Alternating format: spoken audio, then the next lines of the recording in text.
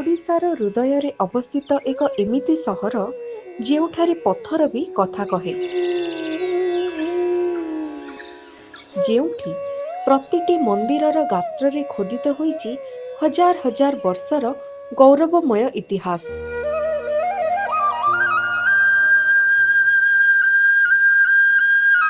ଇଏ ହେଉଛି ଭୁବନେଶ୍ୱର, ଭାରତର ମନ୍ଦିର ମାଳିନୀ ସହର।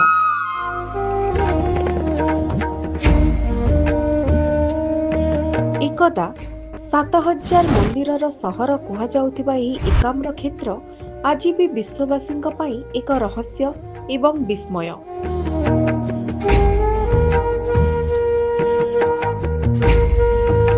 ଲିଙ୍ଗରାଜଙ୍କ ଭବ୍ୟତା ଠାରୁ ଆରମ୍ଭ କରି ମୁକ୍ତେଶ୍ୱରଙ୍କ ସୂକ୍ଷ୍ମ କାରୁକାର୍ଯ୍ୟ ପର୍ଯ୍ୟନ୍ତ ଏହି ସହର କେବଳ ଇଟା ପଥରର ସମାହାର ନୁହେଁ, ବରଂ ଏହା ହେଉଛି ଆମ ପୂର୍ବଜଙ୍କ କଳା, ଭକ୍ତି ଏବଂ ସାମର୍ଥ୍ୟର ପ୍ରତିଫଳନ।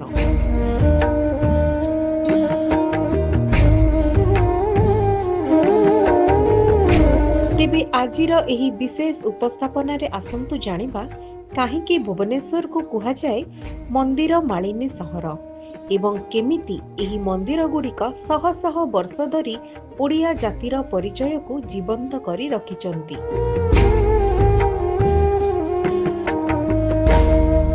ଏକାମ୍ର କ୍ଷେତ୍ରର ମାହାତ୍ମ୍ୟ।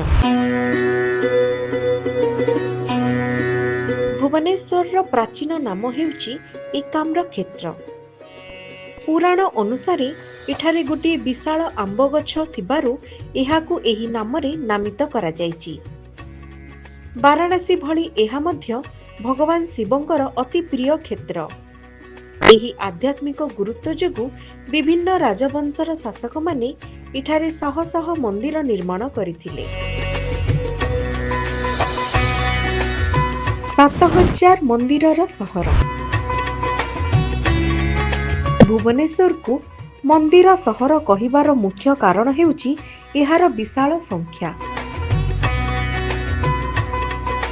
ଅଷ୍ଟମରୁ ଦ୍ୱାଦଶ ଶତାବ୍ଦୀ ମଧ୍ୟରେ ଏହି ସହରରେ 7000ରୁ ଅଧିକ ମନ୍ଦିର ଥିଲା ବୋଲି ଐତିହାସିକ ତଥ୍ୟରୁ ଜଣାପଡ଼େ। ବିନ୍ଦୁସାଗର ପୁଷ୍କରିଣୀ ଚତୁଃପାର୍ଶ୍ୱରେ ମନ୍ଦିରମାନଙ୍କର ଏକ ବିଶାଳ ଶୃଙ୍ଖଳ ଥିଲା। କଳିଙ୍ଗ ସ୍ଥାପତ୍ୟର କେନ୍ଦ୍ରବିନ୍ଦୁ।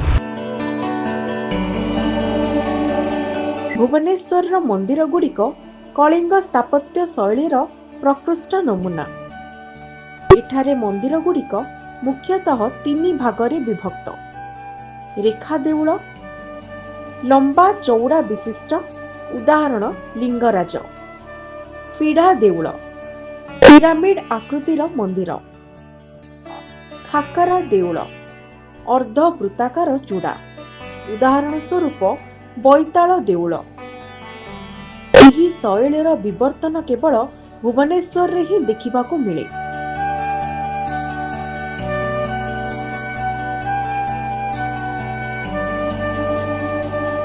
ଶୈବ, ଶାକ୍ତ ଏବଂ ବୈଷ୍ଣବ ଧର୍ମର ସମନ୍ୱୟ।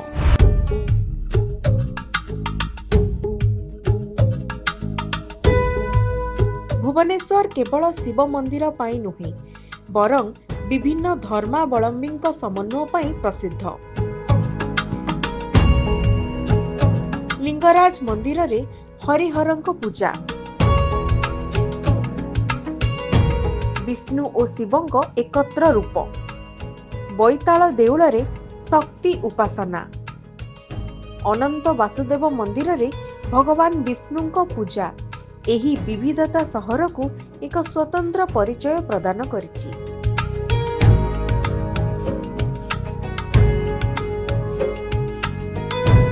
ପଥରରେ ଜୀବନ୍ତ କାହାଣୀ। ଏହି ମନ୍ଦିର ଗୁଡ଼ିକର କାନ୍ଥରେ ଥିବା କାରୁକାର୍ଯ୍ୟ କେବଳ ଧାର୍ମିକ ନୁହେଁ, ବରଂ ସେ କାଳର ସମାଜ, ଯୁଦ୍ଧ, ନୃତ୍ୟ ଏବଂ ସାଧାରଣ ଜୀବନର କାହାଣୀ ବର୍ଣ୍ଣନା କରେ। ମୁକ୍ତେଶ୍ୱର ମନ୍ଦିରର ତୋରଣ ଓ ରାଜାରାଣୀ ମନ୍ଦିରର ସୂକ୍ଷ୍ମ ମୂର୍ତ୍ତିକଳା ବିଶ୍ୱର ଯେକୌଣସି ଶିଳ୍ପୀଙ୍କୁ ଚକିତ କରିଦିଏ।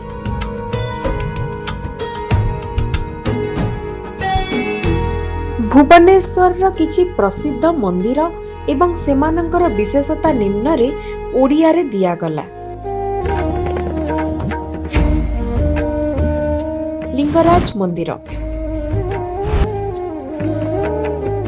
एहा हेउची भुवनेश्वर सबुठारु बड़ पुरातन एवं प्रमुख मंदिर।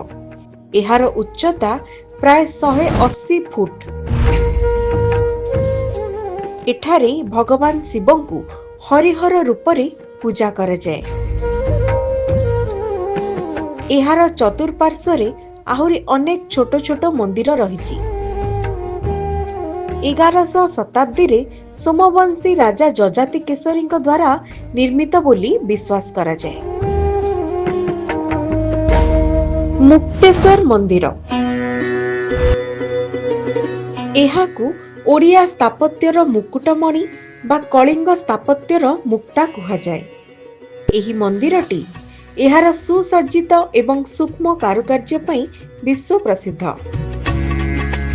विशेष करी एहार तोरण बा प्रवेश द्वार अत्यंत आकर्षणीय।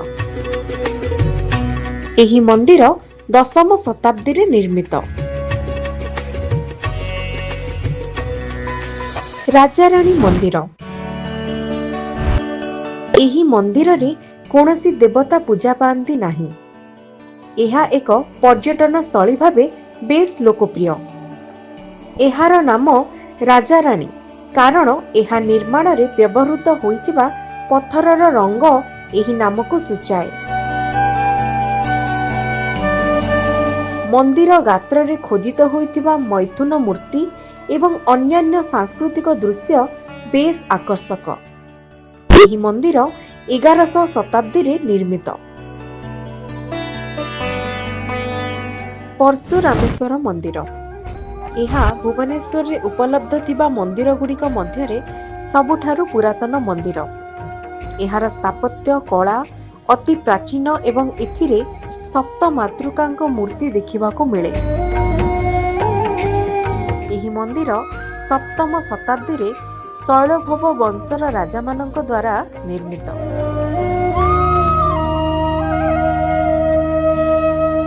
ब्रह्मेश्वर मंदिर एही मंदिर रे प्रथम थर पई लुहा बीम व्यवहार करा जायथिला। एहार भित्ति प्रस्तरर जणा पड़े जे एहा सोमवंशी राजा उद्यत केसरी माता कुलावती देवी द्वारा निर्मित होइथिला। एहार कांथरे नृत्य करुथिबा एवं संगीत बजाउथिबा कलाकारंक मूर्ति रहिछि। एही मंदिर 1100 शताब्दीर शेष भागरे निर्मित। एही मंदिर गुड़िक भुवनेश्वर ऐतिह्य एवं सांस्कृतिक परिचयर मुख्य आधार। भुवनेश्वर एहा केवल एक सहर नुहे बरं एहा हेउची ओडिया जातिर स्वाभिमान और शिल्पीर अमर स्वप्न। एही पत्थर रे खोदित होइतिबा प्रतिटी कारुकार्य आमको मने पकाई दिए आमर समृद्ध अतीत एवं पूर्वजंक अतुलनीय कला नैपुण्य। आजिर बदलुथिबा समय रे जितेबेले भुवनेश्वर एक आधुनिक स्मार्ट सिटी भाबे निजको गढ़ी तोलिछि सेतेबेले एही प्राचीन मंदिर गुड़िक आम संस्कृतिर मूलदुआ भाबे दंडायमान। एही मंदिर गुड़िक सुरक्षित रखिबा एवं एहार गौरव को आगामी पीढ़ी पाखरे पहुंचाइबा आम समस्तंकर दायित्व। आशा करूछु आमर एही विशेष उपस्थापना आपनंकु भुवनेश्वर एही मंदिर मालिनी रूपकु आहुरी निकटरु जानिबारे साहाय्य करिथिबो। ओडिशार एमिति आहुरी अनेक अजଣା कहानी एवं ऐतिह्य विषय जानिबा पई जड़ित रुहंतु ड्यू टाइम्स ओडिशा सहित। वीडियोटी भल लागिथिले लाइक एवं शेयर करंतु। पुणी देखा हेबो आउ एक नुआ विषय सह। से पर्यंत विदाय दियंतु। नमस्कार।